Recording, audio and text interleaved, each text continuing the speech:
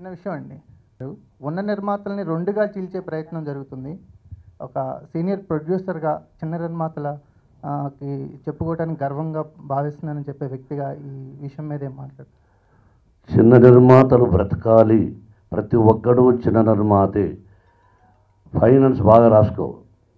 Finance దగ్గర డబ్బులు తీసుకొని రిలీజుకు ఇబ్బందులు పడి ఒక 10 కోట్లలో సినిమా తీయాలనుకుంటే 20 కోట్లలో ఫాల్స్ ప్రెస్టేజ్తో ఎవరితో ఎంకరేజ్ చేసి తీసి లాస్ట్ మినిట్లో అందరికీ ఎగ్గొట్టి అలా మోసం చేసేవాడు పెద్ద నిర్మాత కాదు, వాడు ఒక లఫుట్.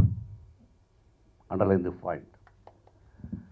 కష్టపడి వచ్చి చిన్న సినిమా తీసి చిన్నగా ఇంట్లో నుంచి డబ్బు తీసుకొచ్చి అక్కడ ఇక్కడ స్నేహితుల దగ్గర తీసి కష్టపడి ఇటువంటి నిర్మాతలే చిన్న నిర్మాతలే గొప్ప నిర్మాతలు. ఆ చిన్న నిర్మాతలకు ఎప్పుడూ నేను సపోర్ట్ ఉంటాను, నేను ఉన్నాను కూడా. దట్స్ అధైర్యపడక్కర్లే. ఎవడు పెద్ద, ఎవడు గొప్ప, దేవుడు గొప్ప, ఇంకెవడు గొప్ప కాదు. తర్వాత ఈ వివాహం విషయంలో ఉండిపోయి నాకు కొన్ని విషయాలు దాదాపు 4 మాసాల నుంచి తెలియదు.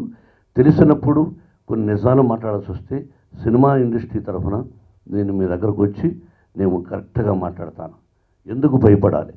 60 సినిమాలు తీసాం, 550 చిత్రాల్లో నటించాం. ఏమిటి జూనియర్ ఆర్టిస్ట్ ఎలా కష్టపడతారు, కారు డ్రైవర్ ఎలా కష్టపడతాడు, చిన్న చిన్న వాళ్ళు ఎలా కష్టపడతారో ఆ కష్టాన్ని తెలిసి వచ్చిన వాడిని, ఎవరికి మోసం చేయని వాడిని. కాబట్టి చిన్న నిర్మాత అంటే కాదు, ఎవరైతే చిన్న సినిమాలు తీస్తున్నారో వారే పెద్ద నిర్మాతలు, వారే నిజమైన నిర్మాతలు. వాళ్ళకి ఎప్పుడూ నేను సపోర్ట్ ఉంటాను. ఈ దాదాగిరికి ఈ ఈ రుబాబుకు భయపడం. ఎంతో కాలం దాదాగిరి ఉండదు, రుబాబు ఉండదు. విర్రవీగిన వాళ్ళందరూ కాలగర్భంలో కలిసిపోయారు. కాబట్టి విర్రవీగకూడదు, మనం నథింగ్.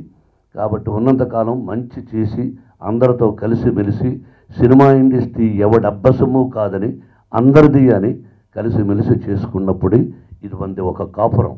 ఈ కాపురం బాగుండాలి.